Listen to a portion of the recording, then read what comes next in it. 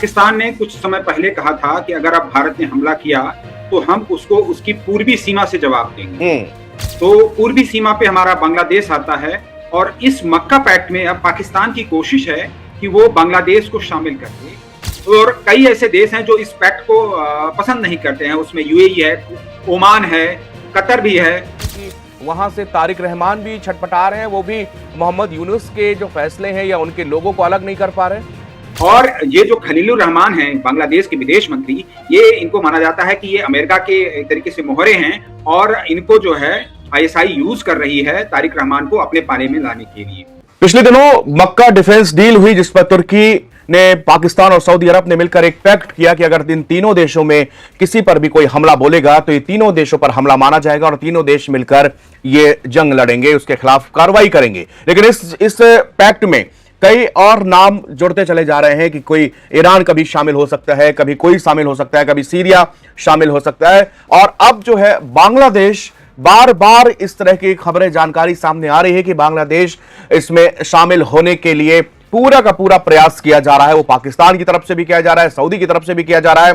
बांग्लादेश में बड़ी हलचल इस समय है क्योंकि अगर ये हिंदुस्तान से सीमाएं बांग्लादेश की लगती हैं और अगर ऐसा हुआ, चूंकि पाकिस्तान पहले से इस डिफेंस पैक्ट में शामिल है, तो क्या यह भारत के लिए एक गंभीर चुनौती साबित हो सकता है। हमारे साथ में हमारे सीनियर शैलेश शुक्ला जी हैं और इनसे जानेंगे दरअसल ये भारत के खिलाफ जाकर जो एक डिफेंस पैक्ट बनता है शैलेश जी, और अब उसकी चर्चा हर तरफ हो रही है कि बांग्लादेश भी इस पर शामिल हो सकता है। ये क्या संभव है ऐसा होना?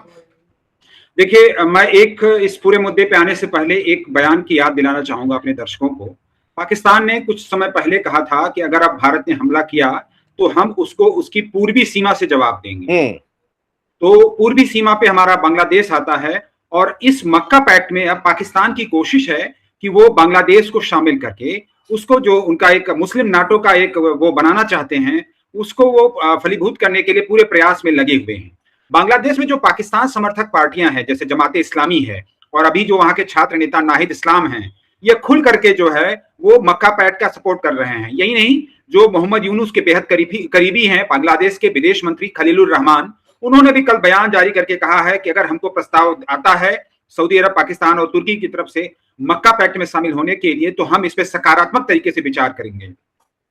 एक तरफ जो है ये पूरा जो लॉबी है भारत विरोधी बांग्लादेश में, वो तारिक रहमान सरकार पे दबाव डाल रही है कि किसी तरीके से मक्का पैक्ट में शामिल किया जाए, क्योंकि ये एक ऐसा पैक्ट है जो नाटो की तरह से काम करने की इसकी योजना है, जिसमें एक देश पे हमला दूसरे देश पे हमला माना जाएगा। इसी वजह से पाकिस्तान चाहता है कि बांग्लादेश भी इसमें आए, और अगर बांग्लादेश आता है और भारत कभी भविष्य में ऑपरेशन सिंदूर 2 करता है तो बांग्लादेश को भी इस पूरे युद्ध में कूदाया जा सके। लेकिन बांग्लादेश के जो एक्सपर्ट हैं वो लगातार तारिक रहमान सरकार को चेतावनी दे रहे हैं कि इस मक्का पैक्ट में शामिल न हो। अभी जो ताजा बयान आया है वो ढाका में एक यूनिवर्सिटी है बांग्लादेश में, राजशाही यूनिवर्सिटी, वहां पे इंटरनेशनल मामलों के एक्सपर्ट हैं मोहम्मद शरीफुल इस्लाम। उन्होंने कहा है कि हमें जो है इस भावनाओं में बह करके इस पैक्ट में नहीं शामिल होना चाहिए। हमें एक ऐसा रवैया अपनाना चाहिए जो उस पे हो, तर्क पे आधारित हो। उन्होंने कई कारण बताए हैं कि हमें इस मक्का पैक्ट से क्यों दूर रहना चाहिए। पहला कारण वो कहते हैं कि बांग्लादेश का किसी से दुश्मनी नहीं है। वो कहते हैं कि हमारे 3 तरफ से भारत है जिससे हमारा कोई सीमा विवाद है, लेकिन कोई ऐसी दुश्मनी नहीं है कि बांग्लादेश पे भारत हमला करने जा रहा है। दूसरा, वो कहते हैं कि अगर मान लीजिए पाकिस्तान जो है वो और भारत और के बीच में लड़ाई होती है तो क्या बांग्लादेश भारत से लड़ने जाएगा, वो सवाल करते हैं। और ये भी कहते हैं कि भारत और बांग्लादेश के बीच में जो है बहुत अच्छे रिश्ते रहे हैं। पानी का बंटवारा हो, व्यापार हो या कुछ सीमा चुनौतियां हो, उनको छोड़ दें, बाकी हमारे बहुत अच्छे रिश्ते हैं, हमारा व्यापार अच्छा है। वो कई चीजों को, ऐतिहासिक संबंधों को जिक्र करते हैं और वो ये कहते हैं कि हमें इससे दूर रहना चाहिए। साथ ही वो तीसरा कारण ये बताते हैं कि ये जो पैक्ट है एक तरीके से सऊदी अरब ने ईरान के खिलाफ बनाया है और हमें एक संतुलित विदेश नीति मध्य पूर्व में यानी कि खाड़ी देशों में अपनानी चाहिए, जहां पे बड़े पैमाने पे ये हमारे बांग्लादेशी काम करते हैं, उनसे हमारा तेल का, बहुत सारी ऊर्जा जरूरतों का व्यापार होता है। और कई ऐसे देश हैं जो इस पैक्ट को पसंद नहीं करते हैं। उसमें यूएई है, ओमान है, कतर भी है। तो इस तरीके के देश हैं वो इसको पसंद नहीं करेंगे कि बांग्लादेश इसमें शामिल हो। चौथा कारण वो बताते हैं कि आर्थिक हितों पर इसका गंभीर असर पड़ने जा रहा है। बांग्लादेश जो है वो अभी तक एक संतुलित विदेश नीति, गुटनिरपेक्ष नीति का पालन करता रहा है, जिससे वो हर देश से मदद मांग पाता है, लेकिन अगर इस पैक्ट में शामिल होते हैं तो आगे ये समस्या बन जाएगी। ये एक तरफ विशेषज्ञ तारिक रहमान सरकार को चेतावनी दे रहे हैं, वहीं जो जमात इस्लामी के मुखिया हैं वो लगातार जो है भारत पे तंज कस रहे हैं। जमात इस्लामी के जो फाउंडर हैं, अभी जो फाउंडर कर रहा हूं, जो अभी अध्यक्ष हैं शफीकुर रहमान, उन्होंने कल जो है भारत के खिलाफ एक तंज कसा और कहा कि मक्का पैक्ट से भारत को दुखी नहीं होना चाहिए। भारत का उन्होंने नाम नहीं लिया, लेकिन इनडायरेक्टली उन्होंने भारत पे ही निशाना साधा। कुल मिलाकर के जो भारत विरोधी ताकतें हैं बांग्लादेश में, वो चाहती हैं कि तारिक रहमान सरकार इस मक्का पैक्ट में शामिल हो और भारत के खिलाफ एक मोर्चा बनाया जा सके और आने वाले समय में किसी तरीके से भारत को झुकाया जा सके। जो गंगा जल विवाद या सीमा का विवाद चल रहा है, इन सारे मामलों में।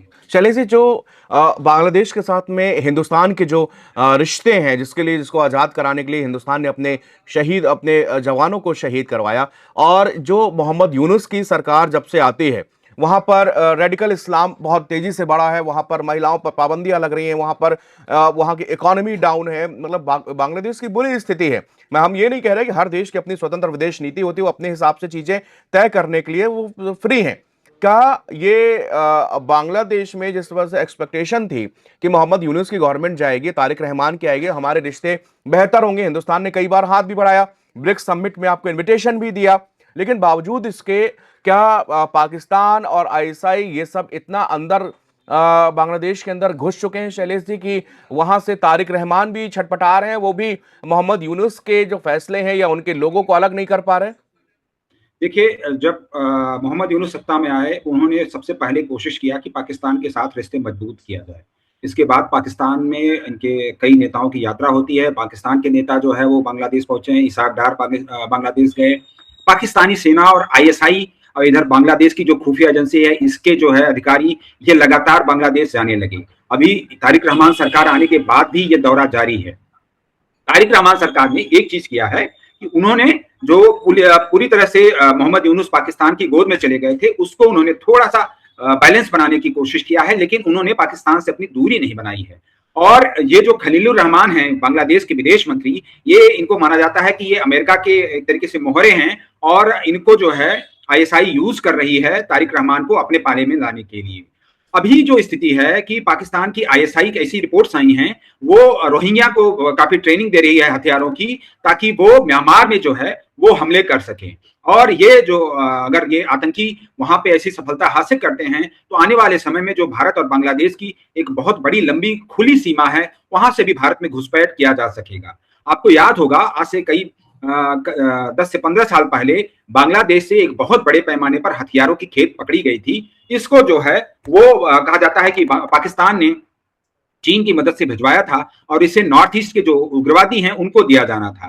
तो उस समय जो है जो स्थिति थी वो बांग्लादेश में पाकिस्तान और में की जो बांग्लादेश में कट्टरपंथी पार्टियां थी वो पाकिस्तान के साथ मिली हुई थी।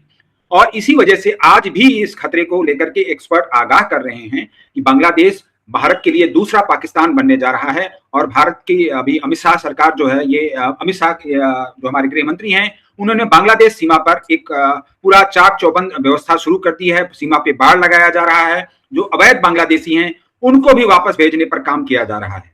इसी वजह से बांग्लादेश के कट्टरपंथी काफी परेशान भी हैं। शैलेश जी, जेद्दा में क्या हो रहा है? जेद्दा में जो मीटिंग चल रही है और जो तुर्की में और बांग्लादेश के जो लीडर वहां पर मिल रहे हैं, इसके क्या मायने, किस तरह की विजिट है और क्या इसका प्रपोजल्स क्या है? देखिए, जो जेद्दा में बैठक चल रही है वो एक ओआईसी इस्लामिक जो संगठन है इस्लामिक देशों का, उसकी एक बैठक है। उसी में हिस्सा लेने के लिए इनके बांग्लादेश के नेता पहुंचे हैं वहां पे, जो इनके विदेश राज्य मंत्री हैं। और वो माना जा रहा है कि इस्लामिक नाटो को लेकर के वो सऊदी अरब के साथ बातचीत करेंगे।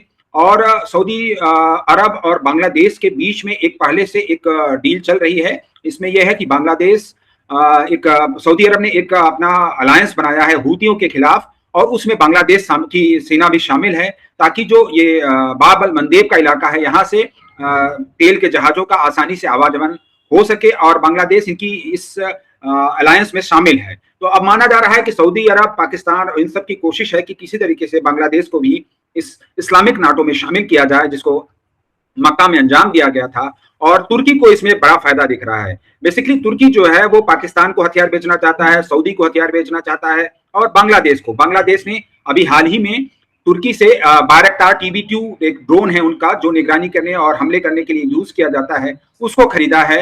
यही नहीं, उन्होंने एक अटैक हेलीकॉप्टर भी तुर्की से लेने जा रहे हैं। आने वाले समय में कई और डिफेंस डील बांग्लादेश और तुर्की के बीच होने जा रही है।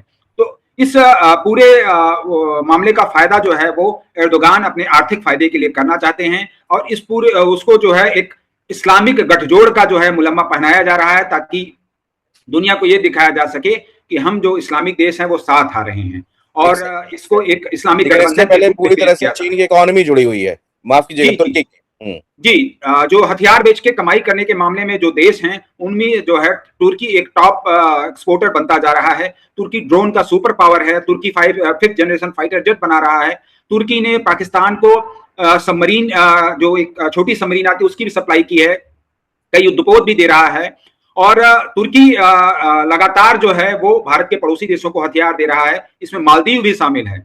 तो एक तुर्की को पूरे दक्षिण एशिया में एक हथियारों का बड़ा बाजार दिख रहा है।